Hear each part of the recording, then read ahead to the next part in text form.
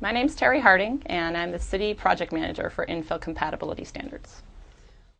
Infill is new residential construction, single-family houses, townhouses, apartments, any kind of housing that is built within an area of the city that is already developed.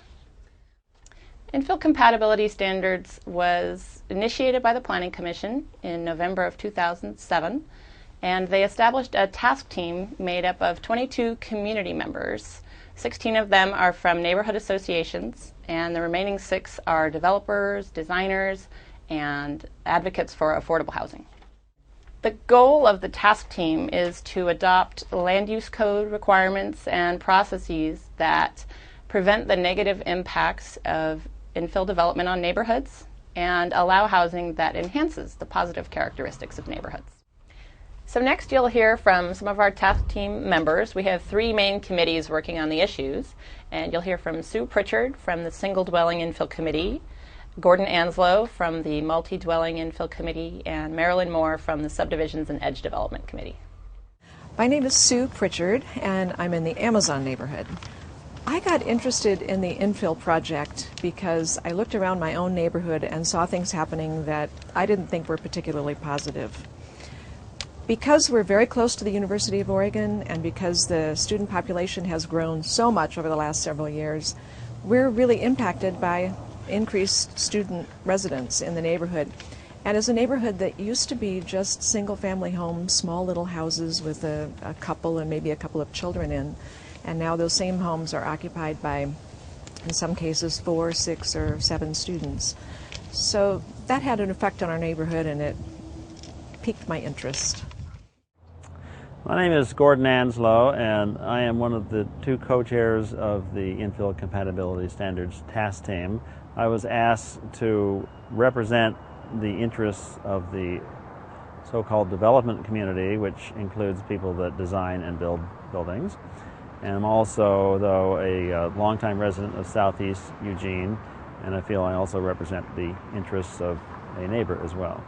I have an interest in this issue. I have followed and read for a long, long time about the development of cities and urban planning, and I have a long time interest in architecture and design. I have a company that does design build, and among other things, we have been active for the last 15 years in Eugene in building not only single-family homes, some of which are on the urban fringe, but a lot of infill in close to downtown neighborhoods. And in doing those, while those projects have to be viable, we're also interested in their contribution to the neighborhood and trying to honor the fabric of the neighborhood. So this seemed like kind of a natural thing for me to get involved in, since it's an area that I have a lot of concern about. My name is Marilyn Moore. I live in the River Road neighborhood. I became interested in infill when I got a dog and started walking around the neighborhood, and at the same time a subdivision was proposed in my neighborhood, and we were surprised at what was allowed, what could be built in our semi-rural neighborhood. River Road is an area that has a lot of large lots. It also has some older subdivisions, and what we see is these large lots are being subdivided into a much higher density than the density around it. So the subdivision that was proposed on our street was for, I guess it was 9 units they wanted to put in, when the properties next to it were just half-acre lots. So the density was the primary issue, but part of the issue is also natural resource issues, because we don't have storm drainage. We have natural filtration through swales. So the city code would allow them to fill the swale, to cut down most of the trees on the property, and this was shocking to most of the neighbors.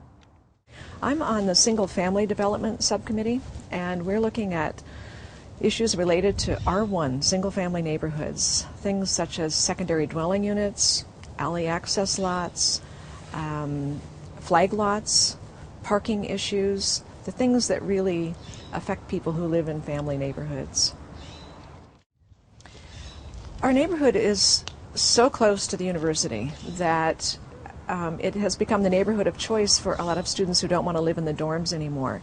And because it's a lot of small, affordable houses, it's within their reach financially. The tone of the neighborhood and the tenor of the neighborhood has changed a lot because the demographic has changed.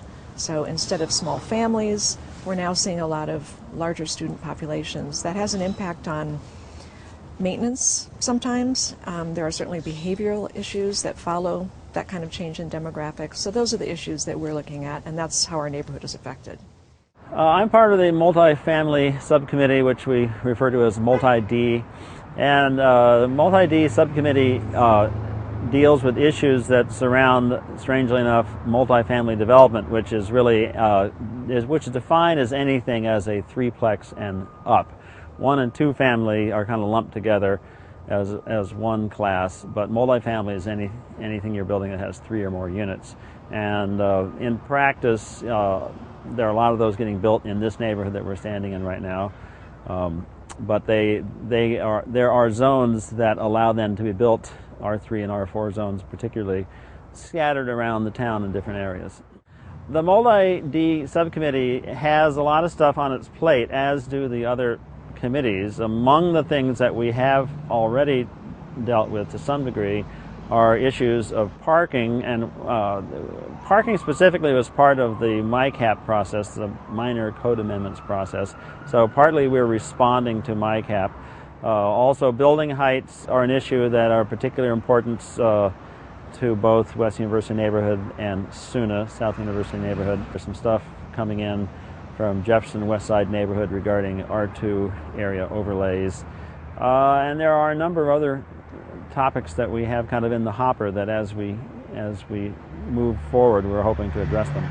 I'm a member of the Subdivision and Edge Development Committee, and we've focused a lot on natural resource issues, on tree preservation, and getting language in the code that actually gives some tooth to preserving trees, preserving swales, preserving other natural resources.